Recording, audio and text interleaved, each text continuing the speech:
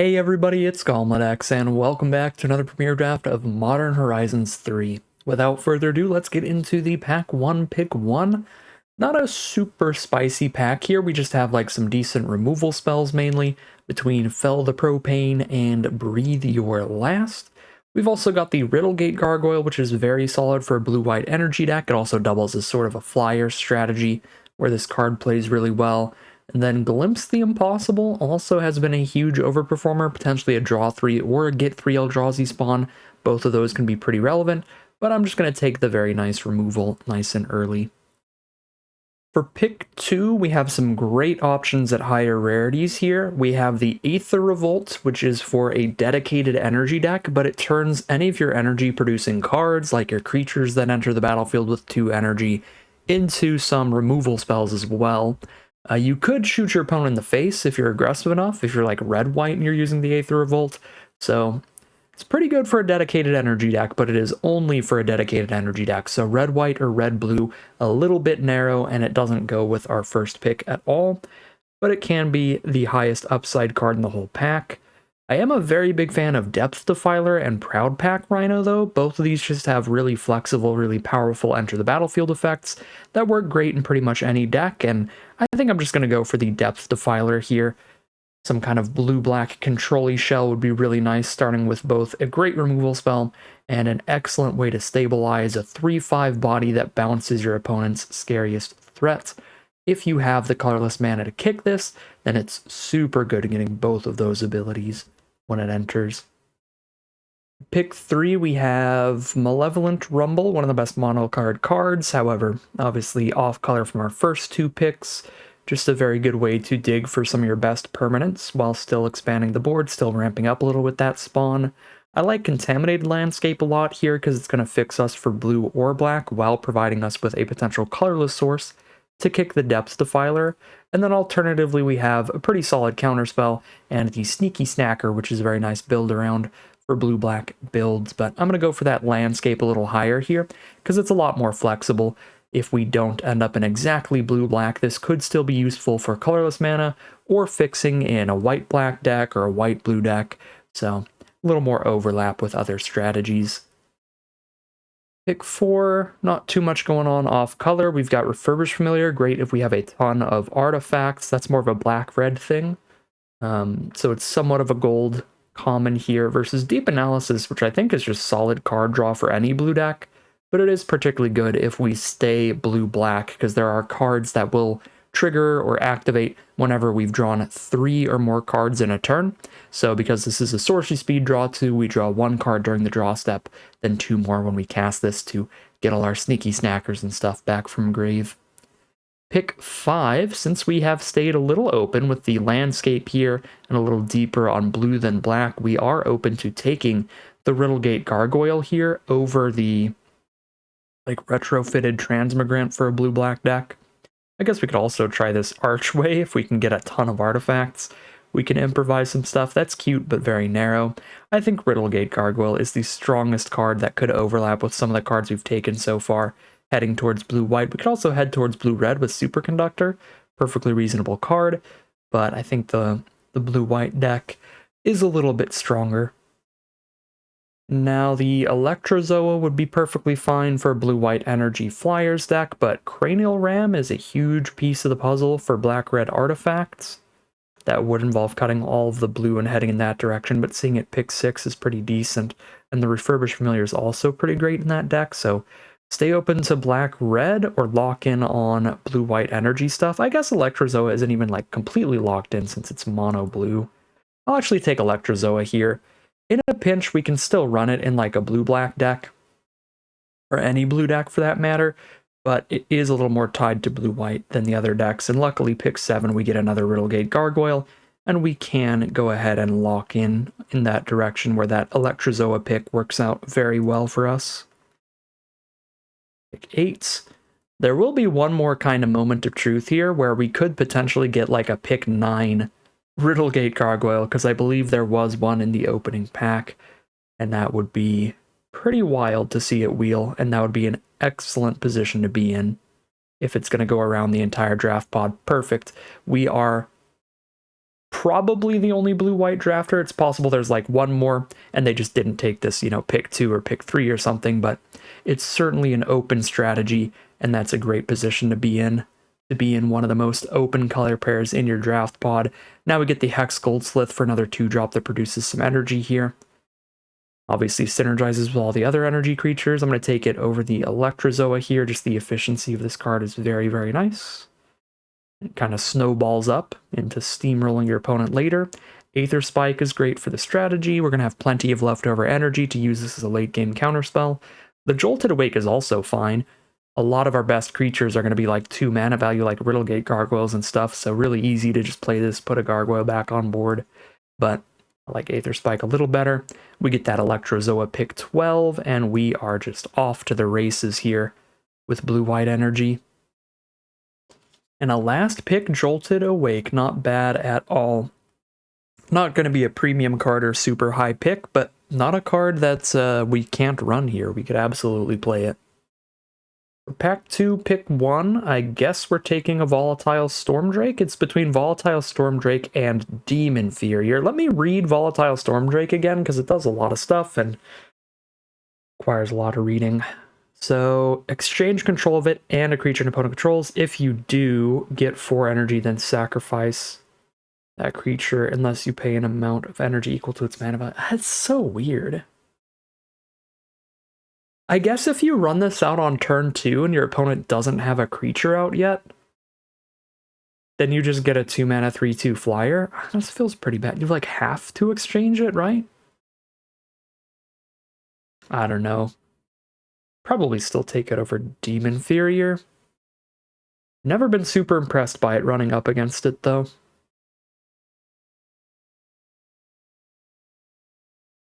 It's a very, very weird card.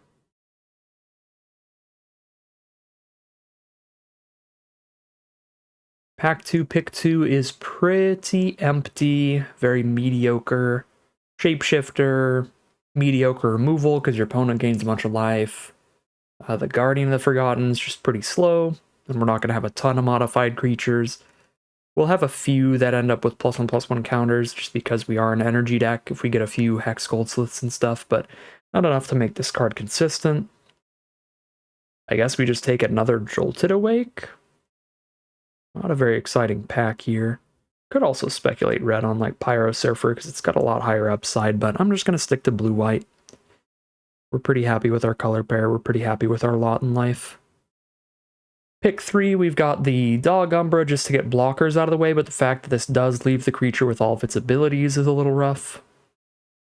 Mandibular Kite's pretty good, just a 1 mana 1/1 flyer. Later in the game, we can slap this onto our Hex Goldslith or something, send one of our non-flying creatures in the sky, so pretty flexible, pretty good for that reason. I think either of these are pretty solid options here, but I'm going to go for the Mandibular Kite just because I was really unimpressed with Dog Umbras in the last blue-white deck we ran a bunch in. Pick 4, another Riddlegate Gargoyle? Sure, right? I mean, 1, 2, 3, 4, 5, 6, 7, 8. We're unlikely to wheel anything here, but if we do, it's probably one of the blue-white cards. So we could take Metastatic of Angel or Area Auxiliary over the Gargoyle, just because they're less likely to come back. We do already have 3 Riddlegate Gargoyles, and we have like no 4-mana creatures, so I kind of do like the Auxiliary, topping off the curve, throwing a counter onto both of our like 2-mana 2/2 flyers. I think that's pretty great. The Evangel, really high upside in the right hand, but quite a weak like top deck in the late game versus most other cards. That's the one that proliferates whenever you play a creature. And we don't have so much +1/+1 counter stuff that card looks really good in this deck. It's just going to give us an energy whenever we play a creature, really. So this pack's unplayable for us. So I'm just going to hold down the Alt key here and rare draft whatever I don't have. Work towards completing the set. Pick 6, here's a blue-white dual land, so that'll fix our mana while also being a potential win condition. If we're flooding out and we top deck this, then it's like, alright, well we can stun pretty much our opponent's entire board and just guaranteed get in for a couple swings. So, very nice flexible card. The Ambush is similar. It's removal if we top deck it in the late game, and it's a land if we have it in our opener. I do like the spell lands, but I think I like the dual land a little better for our 2-color deck. Pick 7, another auxiliary or another Riddlegate Gargoyle. With the way that this draft pod is looking, honestly, well, I guess we could take a blue-white duel also, but I think we're definitely taking one of these. But with the way this draft pod's looking, I think we just take auxiliaries over gargoyles because these things are just going to fly around the pod. And we already have 3 copies of this. We probably want, like, I don't know, that's because it's only 2 mana. Maybe it's the kind of card we can run infinite copies of. But I think we should be able to get 1 or 2 more pretty easily, like have 1 wheel this pack and then 1 more wheel next pack and still have as many as we would want. Another contaminated landscape. We do have that 1 depth defiler. That one's colorless pretty bad, so do we take that over suppression ray? I don't think so. I think I still take suppression ray, and this is a very easy demon inferior. Spell the unworthy.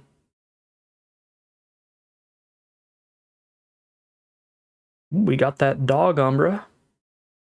Take that.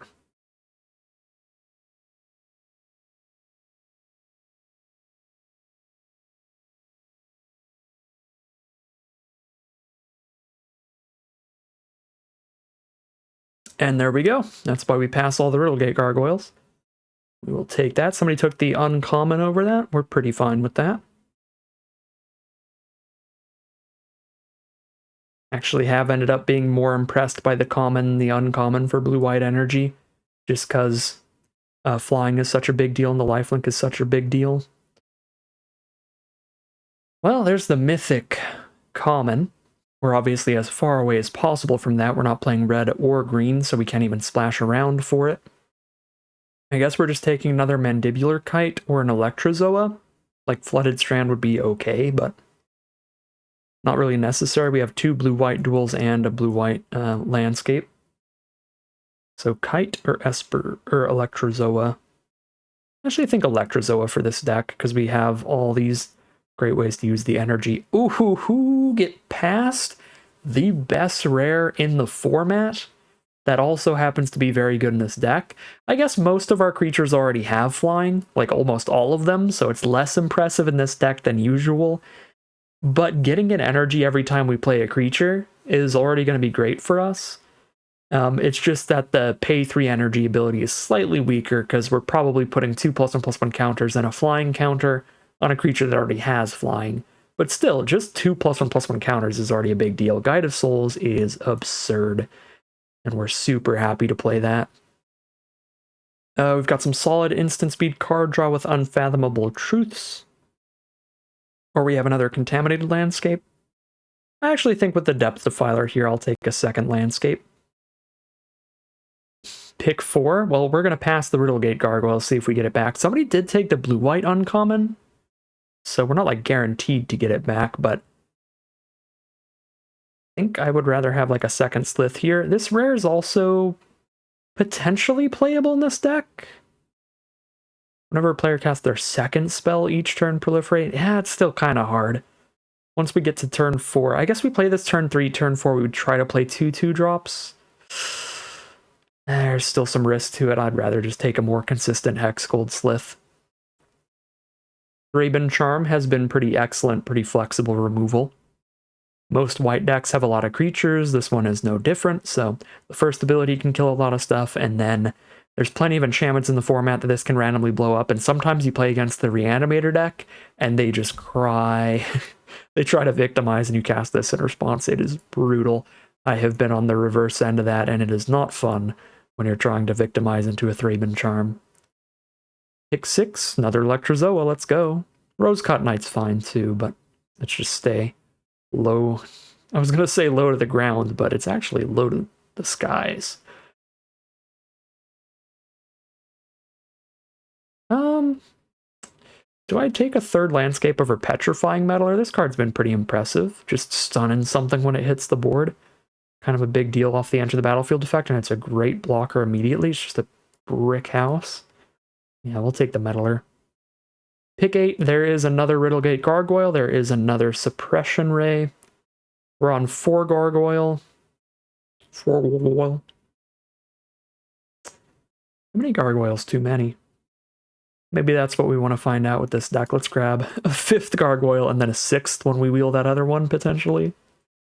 because it would be funny. We definitely don't need Wing It. Everything in the deck already has flying.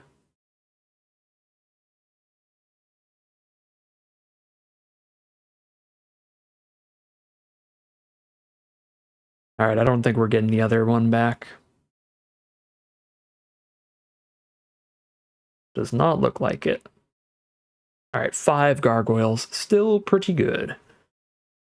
Alright, we get to cut 10 cards out of here. And let's start off pretty simply, where we have 4 spell lands. So we can cut 2 lands, and then our deck is like 19 land maximum, 15 land minimum. 17 is right in the middle, and 17 is right around where we want to be, it looks like. Maybe 16 if we cut some of the higher mana stuff, because there's so much low to the ground. Mana values and everything. But for now, I'm just going to cut 2 lands, since we have 4 spell land cards that can play either way. I think we drop the expels here. I don't think we want to give our opponent any life when we're trying to deal with their stuff. We'll just deal with it with temporary removal like Demon Inferior and like Threeban Charm, hopefully Aether Spike at the right time. We are pretty dang aggressive here, so we could try to focus up on basically like purely cards that affect the board and just not run the big late game card draw and hope to just curve out pretty aggressively, just get a lot of damage in here. That's reasonable. Just top deck like a Suppression Ray late game to really end things. Cut a little of the high mana value stuff, so Depth Defiler is better than the Petrifying Meddler, so we can cut the Meddler and leave that in as the top end creature. I feel like this Indebted Spirit is our worst like other creature here, and what is the creature count at after that? 17? Probably don't want to cut too many more.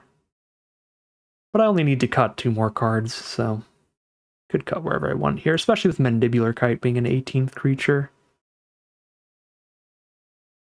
Maybe one of these Electrozoas. Fine.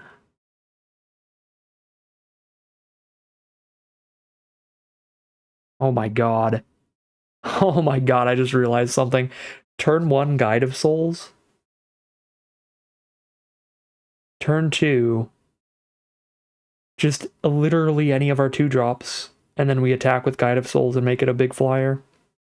That's so disgusting. So gross. Yeah, I think I'm going to leave like all the 2-drops in, and that also makes the Jolted Awakes a little better. And cut like 1 Electrozoa. Maybe I can still cut like 1 Jolted Awake. Run the 1 of. Pretty fun. Yeah, it's narrow. It's only going to be good once things have actually died. They have to be... I guess we've got enough energy in our deck. They don't necessarily have to be cheap creatures to have died, but we have so many cheap creatures anyway that should be easy enough. Really good to be able to get a Guide of Souls back if anything happens to that.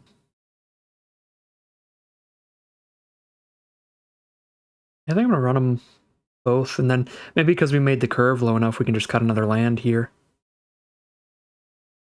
This is 14 lands if we cast these all as spells. 18 lands if we use them all. So it's like a 16 land deck on average. Probably pretty fine. Especially since we have so much life gain, I think we're like really free to use this as an untapped land all the time. So the Specimen, we can pretend this is pretty much always a land.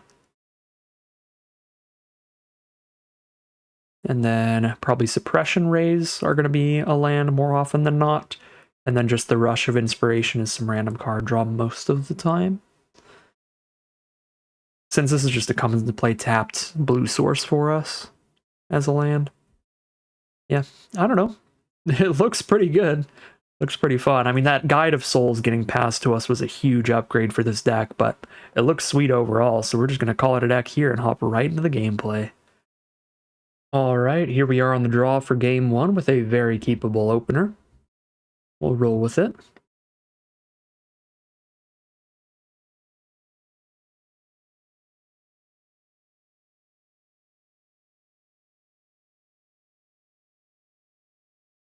Green-blue from our opponent can be some rampy stuff into Big Eldrazi. Since I have the Demon Figure to get something out of the way if they drop a 1/3 or something like that, I'm going to start with the Slith here. An Aether Spike is very okay with me.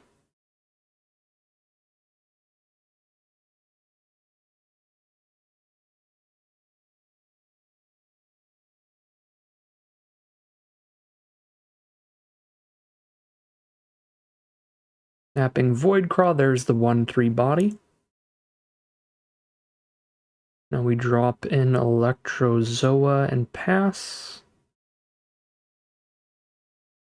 Because I could Demon Fury the Voidcraw, stop them from playing a 6-drop next turn. I can also just Demon Fury the 6-drop and hit them in the same turn.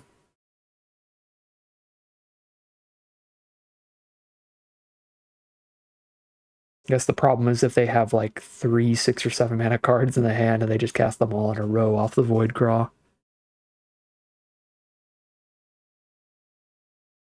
They're going to pass, so they're just going to go for the draw a card here. Maybe they have some interaction like a counterspell up. No counter, but maybe removal. If they have instant speed removal, it's best for them to wait till we pay the energy here, so here is that.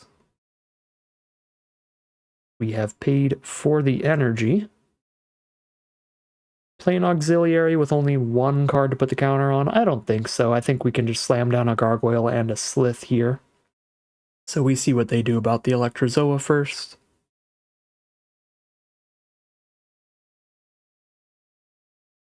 If anything. Cool. I guess technically we could have gained some life if we Gargoyled pre-combat. But we're under no life total pressure right now. If they have the counter spell again, the Aether Spike here, it's going to be counter unless we pay 3, so even if I start with the better spell, it's going to get countered.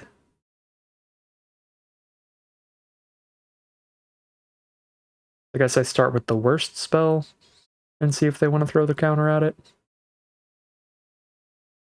Throw it out as bait here, since I won't have enough mana to pay for the counter spell either way. Alright, and it is not the counter spell. Ooh, they're going to crack the landscape. Finding a mountain.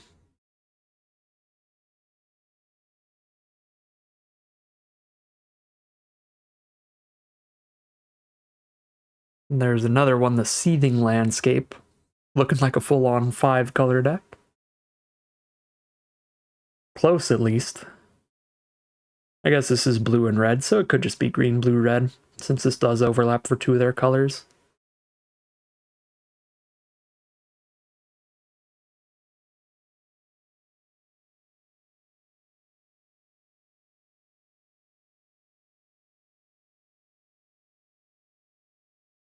Void Pouncer, sure. I can absolutely outrace that. Easily. So here we go. They're tapped out, and we play a very big area auxiliary, and things are going to get really rough for our opponent. I feel like Gargoyle has a really good energy sink ability here. So we counter up the Slith and the Electrozoa to spread out our threats. Make sure we don't have like one really good card to kill.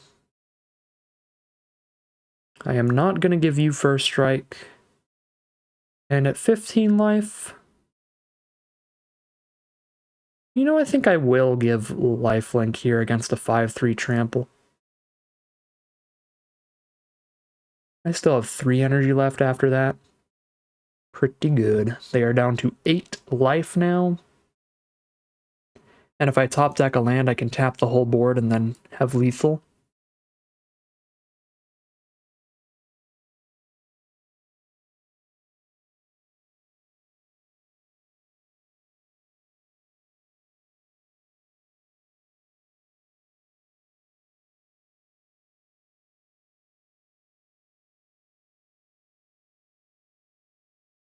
Okay, so they are close to 5-color.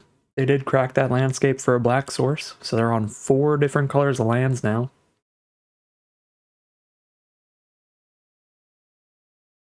Void Pouncer's coming back in. We will take it all to the face, back down to 14.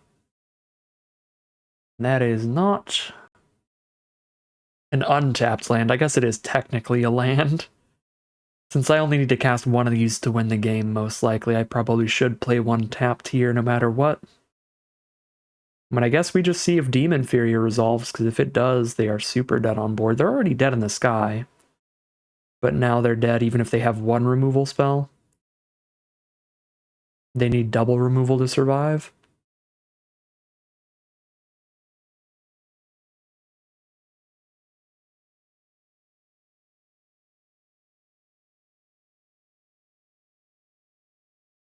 Alright, let's see. They do have a lot of mana up, but that 2 colorless just evaporated. And there's the concession. We start things off 1-0, heading into game number 2. Here we are on the play for game number 2. We are in desperate need of a white source, but God, is this hand good if we can top deck one quickly? This is a bad idea, but I'm going to keep it. So what happens if you don't? Exchange control of it and a creature opponent controls. If you do, get 4 energy, then sack that creature.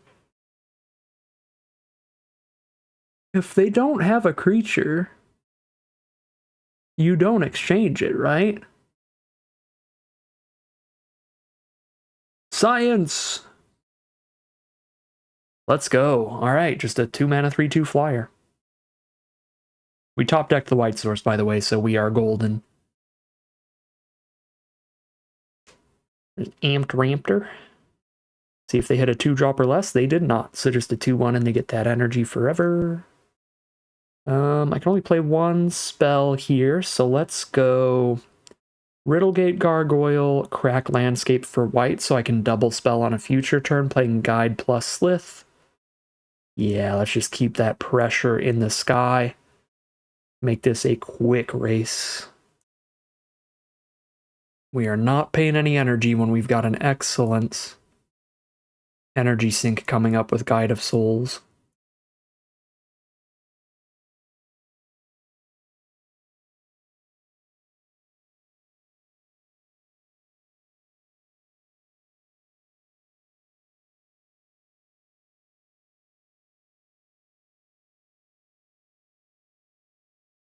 Alright, they're going to bolt the Storm Drake. That's one less bolt for Guide of Souls. Oh, Jolted Awake? I guess I would have to steal the Raptor at that point and give them the Drake. That would actually be pretty bad. But having that in case Guide of Souls dies is pretty awesome.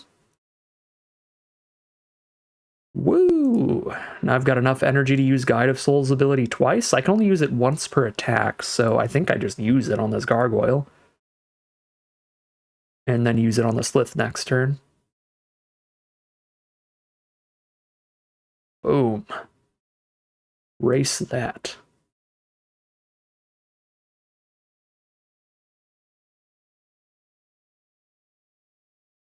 There's a Dross Claw. Is our opponent still stuck on 2 mana? It looks like it. They sure are. So now we can send the Slith into the sky, and they're dying incredibly quick. We do not want First Strike. We do want +2/+2 flying on Slith. And there we go. They're down to 5. They've got 1 turn to get out of this now. They did hit land 3. Oh, do they have the sack a germ, destroy a creature thing? Be decent. I guess I've got the Dog Umber to save one of our cards in response. No, it is the sack a germ, draw 2 out of desperation, looking for a 1 red mana way to survive.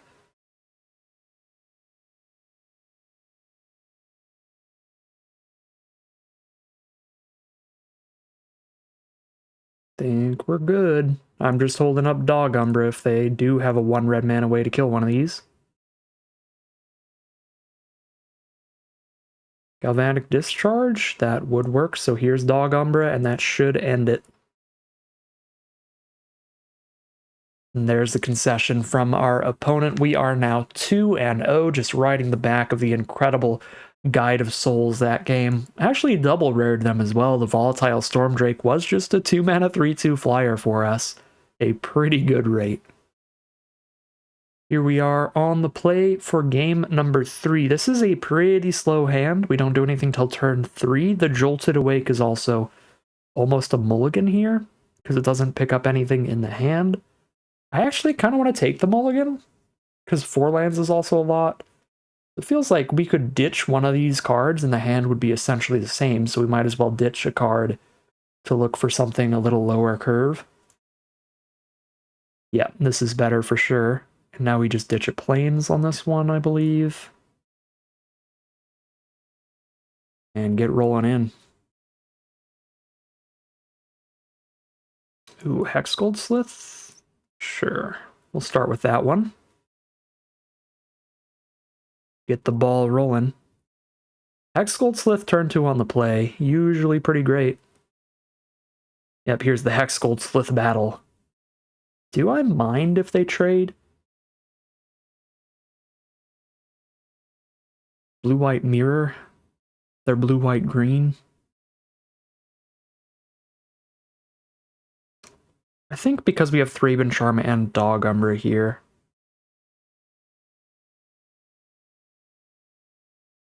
I would rather they not trade, but I can always just Dog Umbra if they block, I guess. I'm going to decline the payment. We'll see if they want to trade. I feel like they do if we're on the play. Cool, so we can just basically use Dog Umbra as removal for their Slith like we would have used later anyway. But now we get to keep the energy, which is big.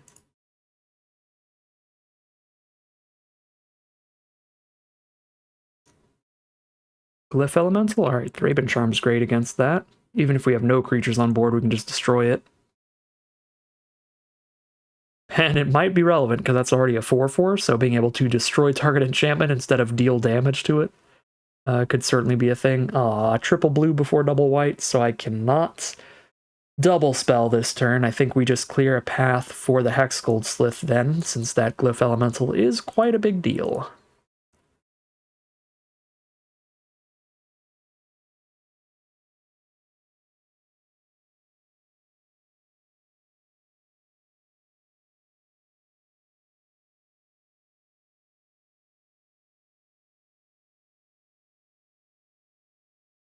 There's a Watchdog. Now we might finally cash in that energy for the first strike attack.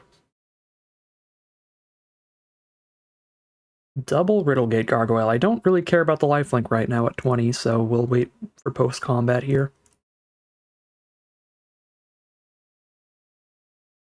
And we're just going to save that 6 energy for whatever might come up.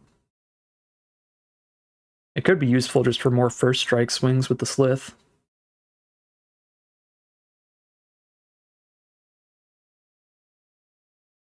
Alright. We are playing off the top.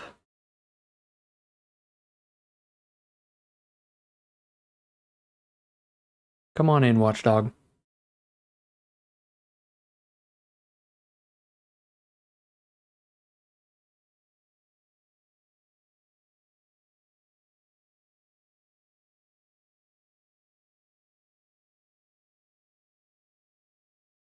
Electrozoa?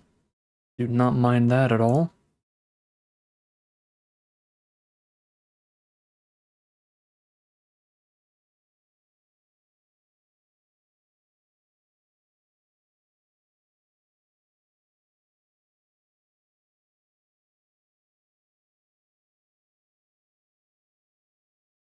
They got their own Dog Umbra? Nope, we just eat the Watchdog. Let's go.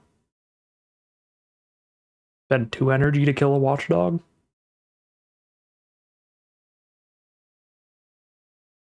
Now, they did just play another land last turn to cast no spells, so I'm slightly worried of like a board wipe or something coming up. If they had anything to impact the board, they probably would have done it. So they either have nothing to impact the board, or they just didn't want to put more creatures out because they're trying to roll out a board wipe on us. They did just tutor for double white, which is board wipe mana right there. What is it? It's the big energy wrath effect? Yeah, there it is. That is disappointing for sure. Certainly going to be far behind from this bomb rare. 3 for 1 on us. But this Electrozoa is still pushing in damage. 4 swings till lethal. And there is a great draw. We hit it on land here. In a pre-combat since they're tapped out. Doesn't matter. There's an Airy Auxiliary, so they do have the flyer to trade into the Electrozoa. But doesn't hold it off. We'll trade off and then let the Riddlegate Gargoyle get in.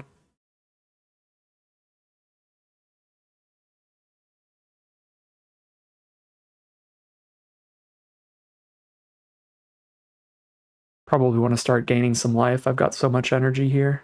Oh. Yeah.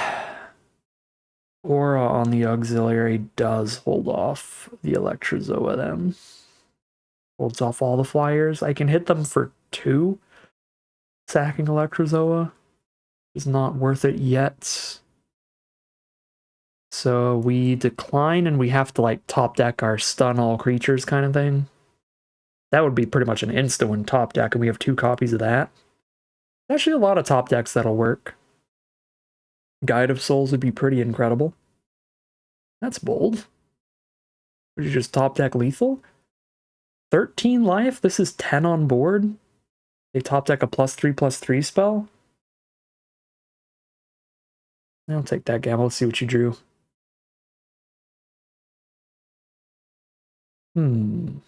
Interesting. I mean, I gain a bunch off this swing.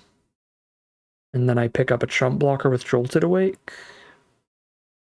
We put them to 1 life. We're going to be at 8. Maybe I just send in 2 creatures and lifelink on both of them.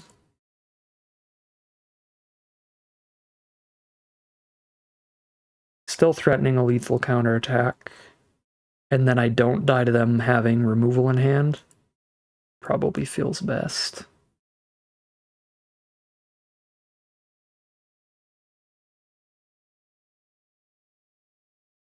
Yeah, this way we don't die to top deck removal. We have 2 blockers up.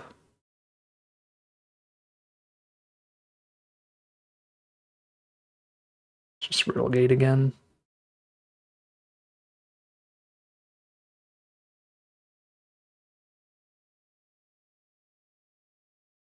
And they're done on board because we have 4 flying creatures. They've got 1 blocker.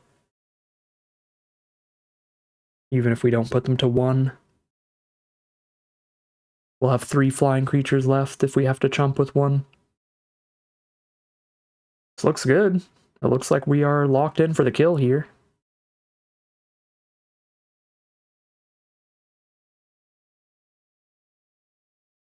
And there you go. That is 3-0 with this sweet blue-white energy deck. Undefeated as we head into round 4. Got some awkward mana in this one. We start with just a Mandibular Kite and we're chilling.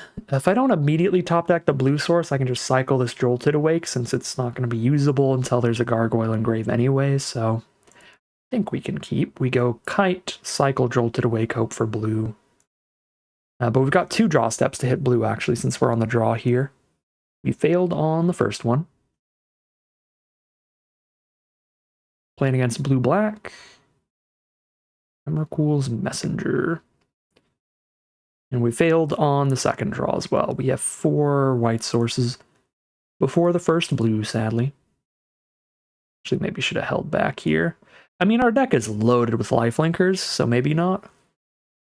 But in just a general game theory sense, our opponent's on the play, and we stop 2 damage by holding back versus hitting for just 1 on the swing. Again, with like 5 lifelinkers in the deck, maybe it's still fine to attack, but definitely think there's a big argument to just hold the germ back there. Keep the 2 damage off us. Uh-oh. There it is. Right on time. Never didn't have it. We get to hold up Aether Spike very freely here. Because if they don't play anything we want to spike, we get to just play an Electrozoa. Ooh, kind of a rarity. Not often do you see Serum Visionaries getting in for damage. Usually it's too small, but here it is. Definitely big enough against our deck and on this board. Sneaky Snacker is not a great counter target, but it's also really rough to trade into that. I feel like Sneaky Snacker is just kind of incredible against our deck. Because all of our creatures are flyers that are small enough to trade into it. Suppression Ray could be a big deal here. I think I keep... Well... I think I just keep the energy, right? Because I still have this germ holding these things off, and this isn't attacking in.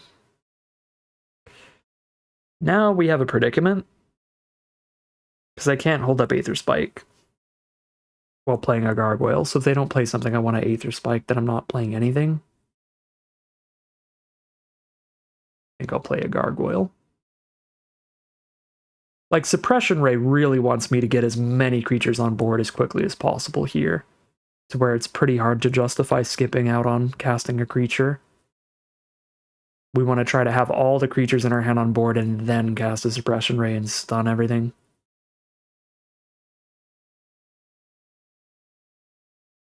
No, I'm super happy to see the Snacker attack.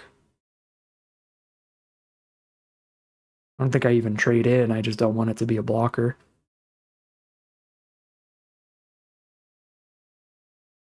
Gross. Yeah, Marauder Snacker combo. Pretty nasty too. So... probably need lifelink badly enough at this point to drop the Aetherzoa.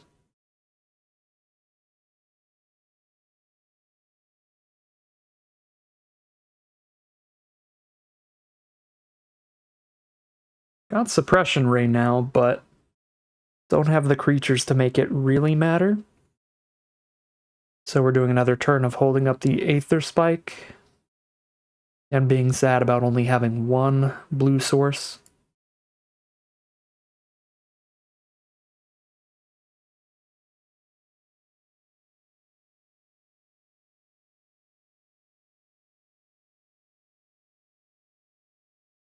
I guess if they send the Snacker in again, we go ahead and actually trade the Germ with it. And then whenever they try to do their draw 3 spell, we just counter that. I guess it only has to be a draw 2 here, but still. Okay, they don't have one. Here is Electrozoa then.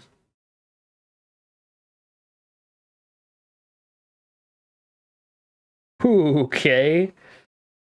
That's actually like a legit game plan, I think. Is just double Suppression Ray from here.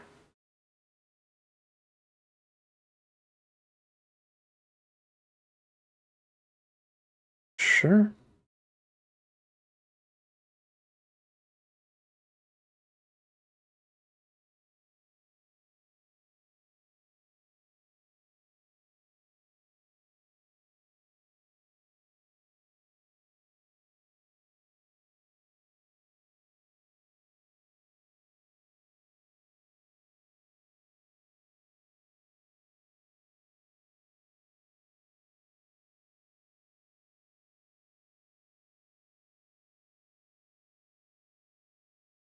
Would like to gain a little bit of life. I think I just do this once. Well, I guess I can only do it once anyway. Cool. Brain Surge, bring back the Sneaky Snacker. Well, we'll stun it soon.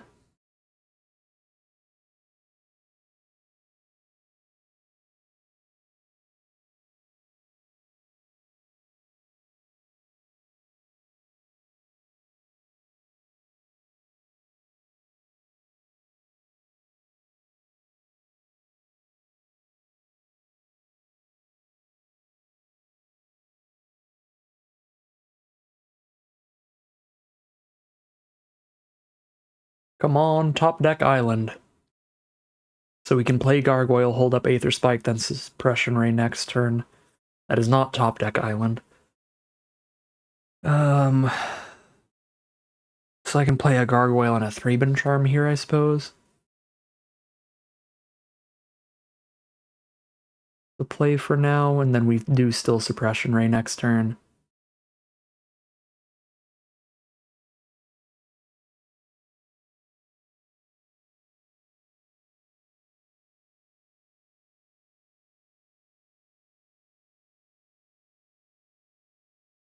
I don't think I have enough energy to do this on both of them because I need to be able to have the Electrozoa untapped next turn.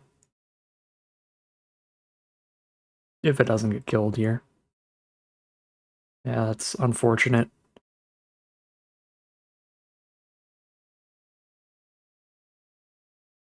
I just had the second island, we just spike there. Well, no we don't, because we'd have to spend all of our energy and they could still afford it because all these spawn. Yeah, no, even second island wouldn't have helped there. Brutal.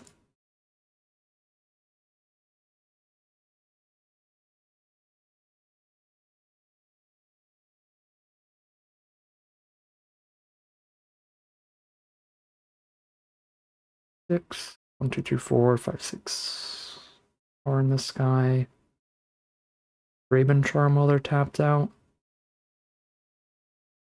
I think I still die because they got to counter my life gain here.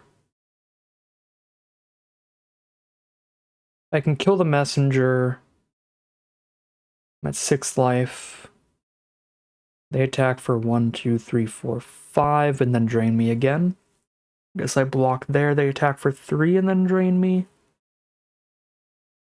6.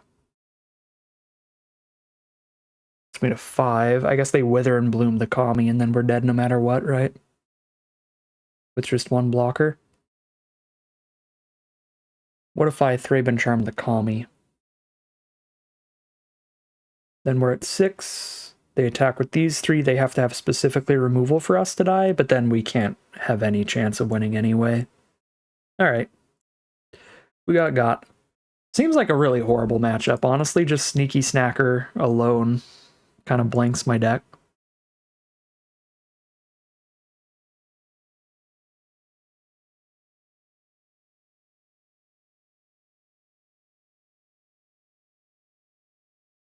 But we certainly could have played this one out a little better. Oh yeah, that's mega dead. Alright, here we are for game 5. We are 3-1 right now. We're on the draw and we're on that lottery. Can we top deck one of our 7 2-drop energy producing creatures in our first 2 draw steps? We're definitely running out the Guide of Souls. We have 2 cards in our deck that can just reanimate it for 1 mana. Come on, we got 7 2-drops, let's go! Nope. Why would we? Now I am sad.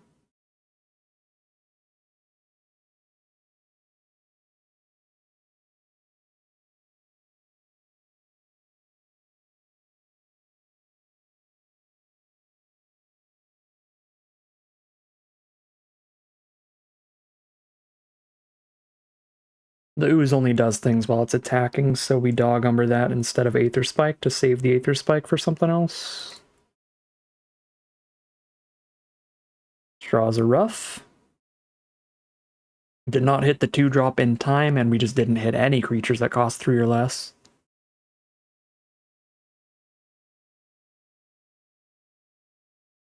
So it's not going to be a free game, we're going to have to fight for it, but I think we're still in a fine spot. We're not under too much pressure thanks to the interaction that we have. Counter their bomb rare. And here's the auxiliary, I guess. Got no instance to hold up, so only getting 1 support trigger, but still.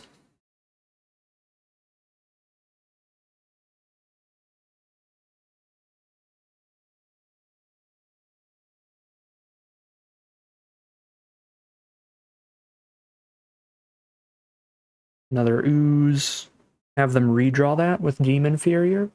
But I think I'd rather just Electrozoa main phase.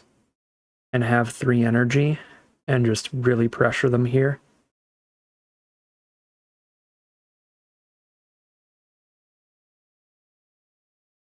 Does mean the Electrozoa is going to be tapped next turn, but I think it's worth it.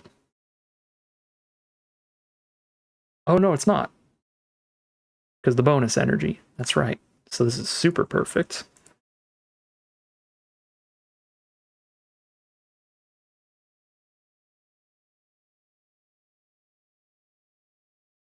Putting a stop here to be able to respond to the Electrozoa thing before we have to pay the energy.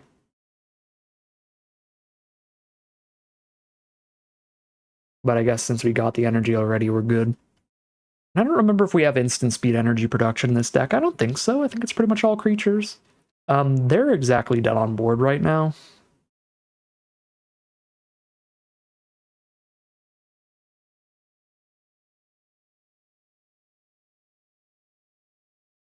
I could Suppression Ray in case there's a 1 white mana way to give flying, but I don't think there is. We just hit for 10. Alright. Well, we didn't draw into the perfect curve to go with the Guide of Souls. We played it and then no creatures till turn 4, but we got to play a removal spell into a counter spell in between those 2 turns to stay alive. That bought us all the time we needed to start doing the ridiculous Guide of Souls things that it does. So, still find the victory in the end off of our ridiculous bomb rare, and we're 4-1 heading into Game 6. Alright, here we are on the play for Game 6. I'm going to try to just play a turn 2 Stormdrake again if we're lucky. Since we are on the play here, they need to play a 1-drop to stop that from happening.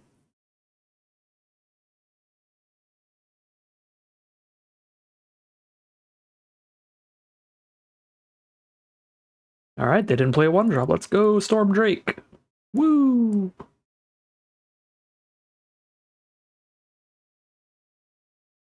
Playing against Boros here, very aggressive deck, so not going to be a lot of blocking today, but that is fine with me because we're on all flyers. We don't do blocking anyway.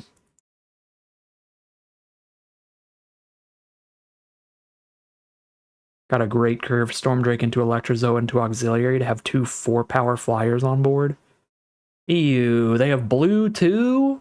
You have Lifelink. I don't want you to have Lifelink. Maybe to the point that I trade Electrozoa into this thing.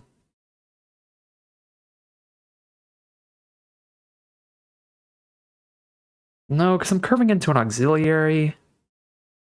We're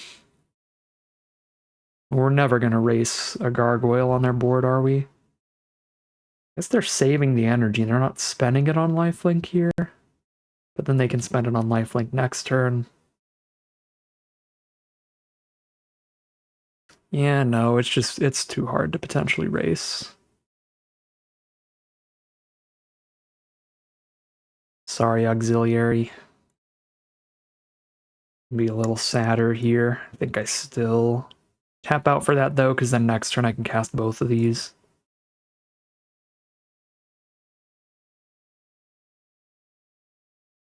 Still have 7 power in this guy.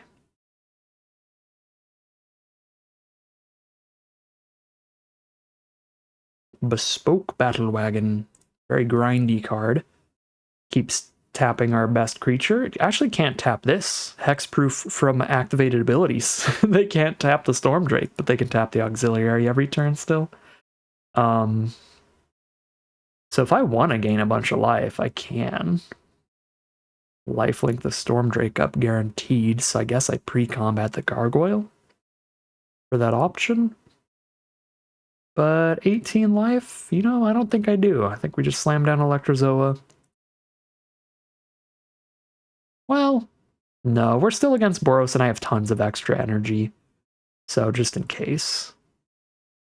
Probably do cash in a little lifelink while I still have a Gargoyle on board because they might just use removal for it quickly.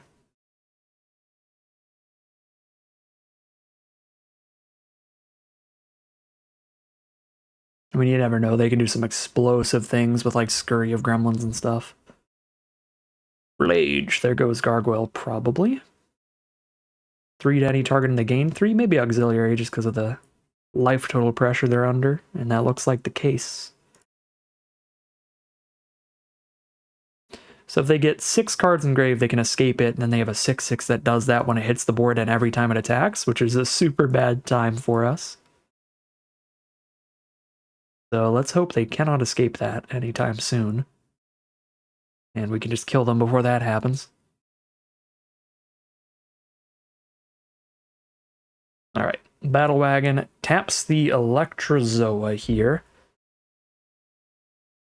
And then we hit for 6. They're dead in one more swing. If we can just make sure they don't have another flying blocker. I don't think I use Demon Inferior here. On the Battle Wagon.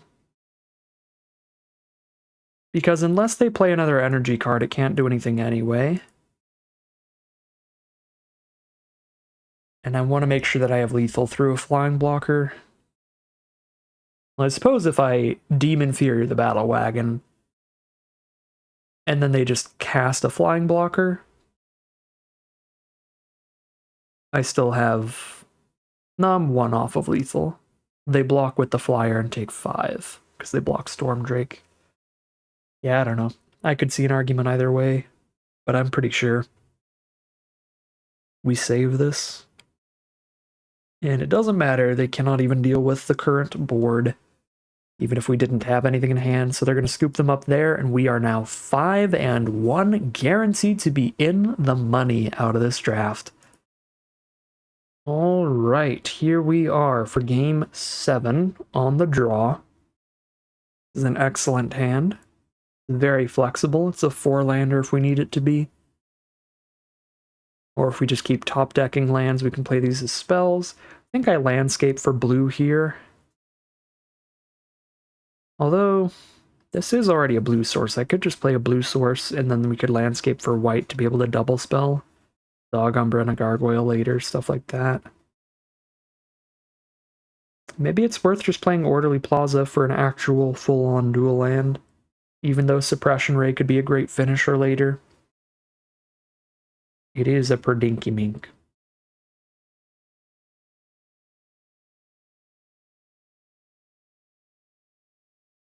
But I'm going to start with Landscape.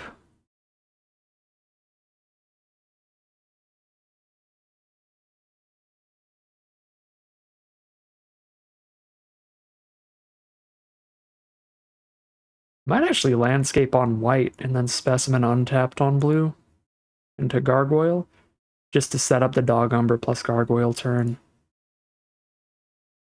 I think that's probably fine, actually. Plus I could top deck the island. I actually just knew exactly. If I shuffled with Landscape, I was just gonna I was gonna cheat, shuffle an island to the top. It's like we're playing physical Magic.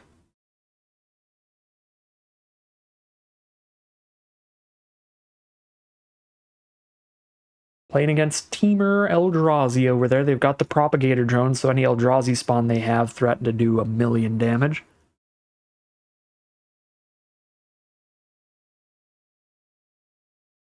Jolted Awake is not a bad draw. We're just going to cast another Gargoyle. I don't think we're doing any life gain here. Probably play a white source so that I have the Specimen up here if we need to use it. But then if we don't need to use it, we're just going to play a Gargoyle. We probably won't. If they do the 1 red mana, burn something for 3, Specimen would be incredible here. But that's unlikely, so here we go.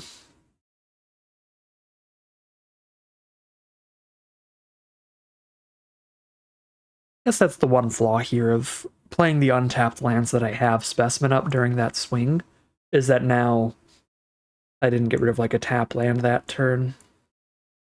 And I have to play a tap land next turn, maybe. I could just shoot myself for 3 to play the Laboratory untapped. The monocolored flip lands are always, you can pay life to play them untapped, but the 2-color ones are always tapped. Or else they'd just be even better than shock lands, and that'd be insane. Alright, Skittering Precursor has arrived. giving them an Eldrazi spawn every time they crack a permanence, every time they sacrifice a non-token. So the biggest synergy with the Precursor is the fetch lands, the Sheltering Landscape kind of cards. So yeah, Precursor to make a big swarm of spawn, plus the drone to buff them up with the evolve ability. This is pretty scary. We've got a race on our hands, and we're going to have to start spending this energy to gain some life. But the suppression ray coming up is looking incredible, and we are locked in to have the mana for that. Because we've got the hydroelectric specimen that we can play as an untapped land.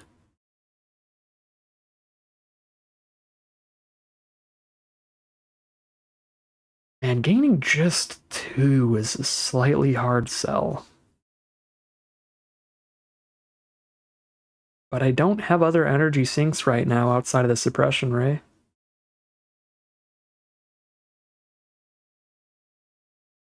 You know, I'll gain 2 life for 2 energy, but I'm gonna save the rest of it so I could stun 4 creatures if I need to.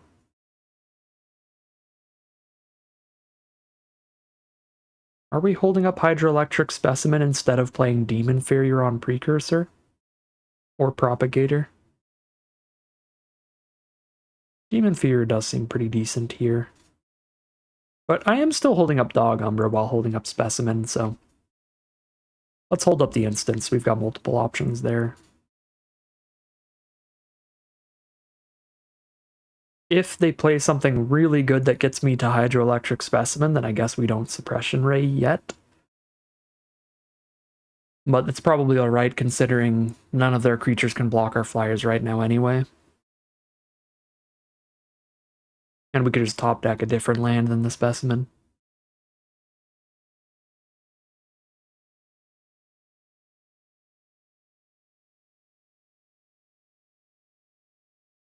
Hopefully they just like tap out for one of the 7-drop Eldrazi and then I Dog Umber that. Oops. I've minimized Magic Arena. More Precursor value. Jam on in.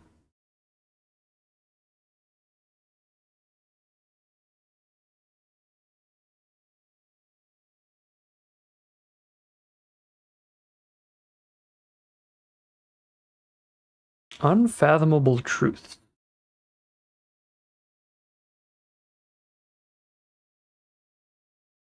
That has no targets, so Specimen doesn't do anything. Alright, well. Demon Fear on either of their creatures would have been better. Now we are just casting. Do I cycle Jolted Awake at this point? Make it more likely to hit land 5 that isn't Specimen.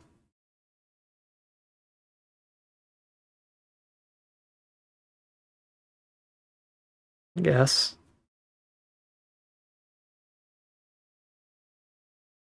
Another Riddlegate Gargoyle. I mean, that works, because that's what Jolted Wake was going to be. It was just going to be a Riddlegate Gargoyle. Alright, we did not hit a non-specimen land here. So, pay 3, owie. Gain 4 and still have 5 energy for a next turn suppression ray?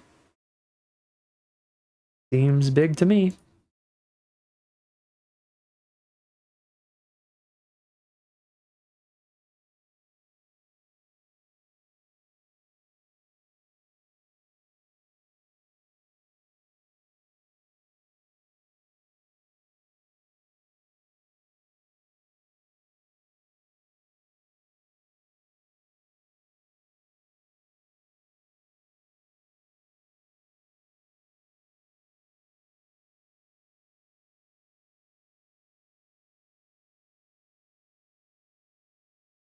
Save the Gargoyle with a Dog Umbra here.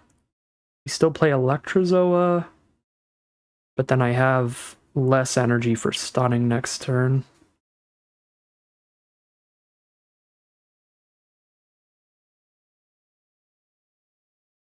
2, 3, 4, 5, 6, 7. I'm not going to have lethal next turn.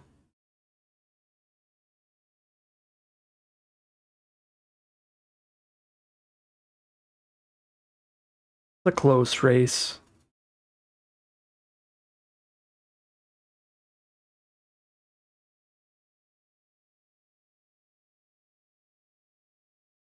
I guess I could always Electrozoa and then Gargoyle plus Demon Fury your next turn.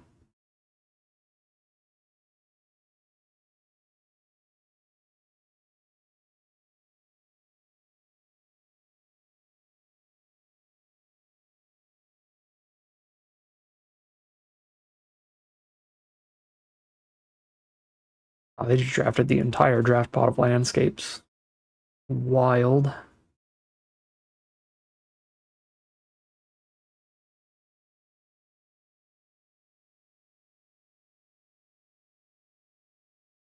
Yep. Propagator drone goes.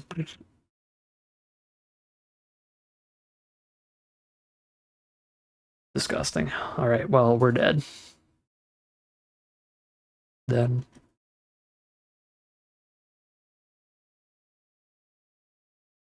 Because I cannot stun the whole board without a ton of energy here. And the drone with the precursor combo is just so much damage from all that.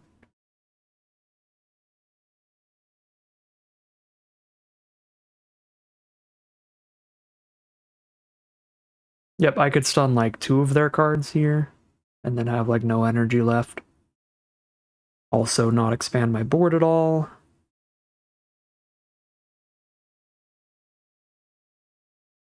Yeah, I guess we just needed to Demon Fury or the precursor of the drone earlier and hope that that delays them long enough to have us outrace them. Probably would have. Maybe would have. Looks pretty over at this point. Block, block. 1, 2, 3, 4, 5, 6, 7 damage. Yeah, they just evolve like one more creature and we're dead. Oh, I don't even have enough energy to gain the life because Electrozo attacks me. Yeah, then we're definitely dead if we can't lifelink here. Alright, yeah, I guess. I think it was the turn that we held up the specimen. That was the turn for the Demon Furier. That was when we had the time to do it a lot better. Okay, I mean, we're already overkill dead.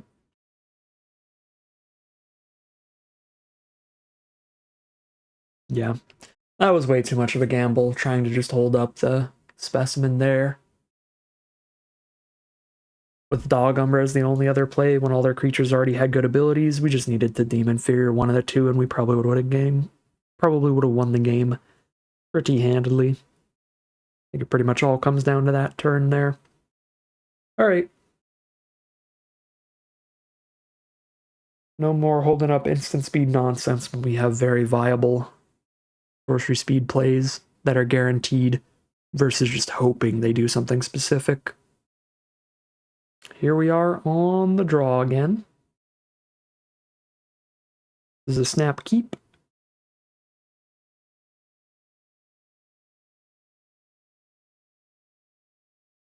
Playing against Boros. Man, so it's going to be an aggro mirror match where being on the draw instead of on the play matters a lot. Our hand's still real good, so we can probably make up for it. But we'll see. If this is the kind of game that's won or lost by like 1 turn a tempo, then it was won or lost by that coin flip at the start.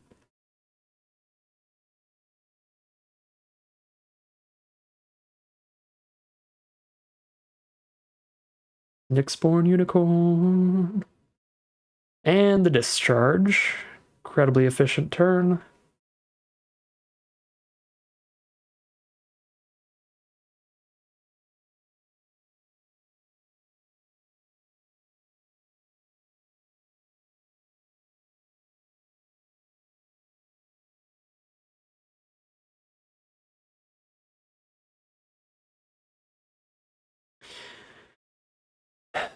If I guess I could pay 3 for Specimen next turn and double drop both Gargoyles. Yeah, that works.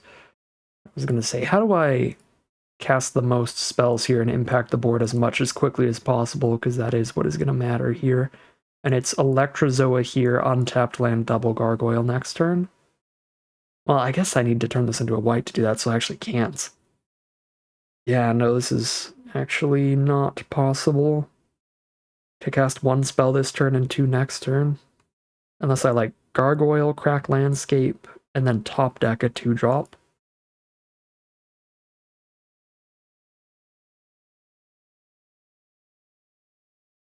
Doesn't do abilities, right? Yeah, just instants and sorceries.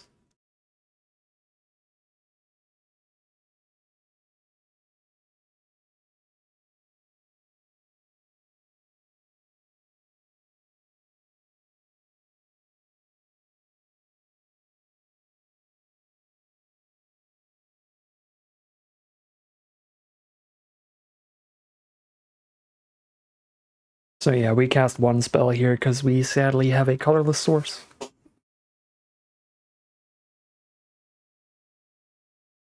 Maybe I should have just been playing this as the turn 1 land here. That would have led to double spells this turn.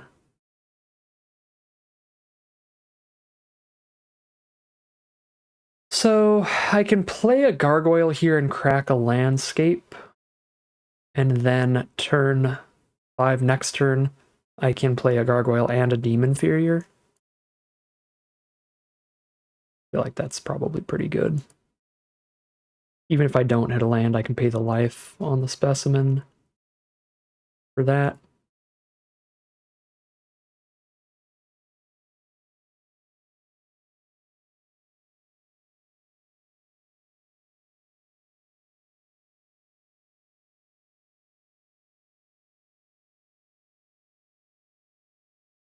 Sure.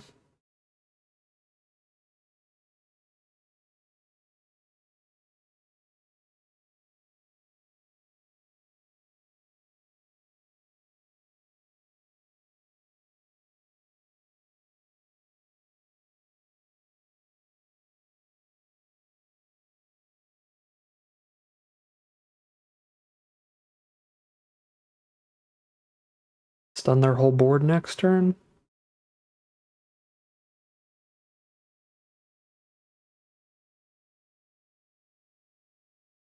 So if I get anything other than the Party Thrasher, they just discard a card to exile the card that I got rid of and play it next turn. So I just hit the Party Thrasher, right? Hit the card draw engine. Because the other thing is, without the Thrasher on board, the Evangels Proliferate doesn't even do anything. It gives them like 1 energy if they play another creature.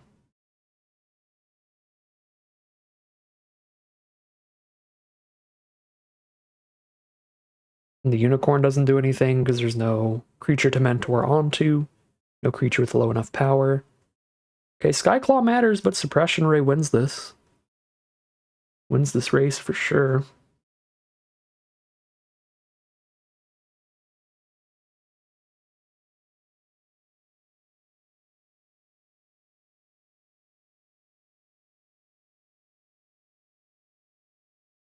Stun their whole board, or play an auxiliary. Going for like 7 here.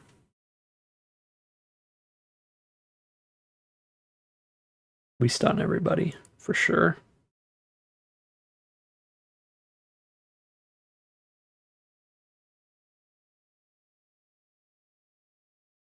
I could just stun 2 creatures. But I think I stun everybody. Big argument to stun just 2 would be to have the energy for Electrozoa to be untapped for 2 more swings.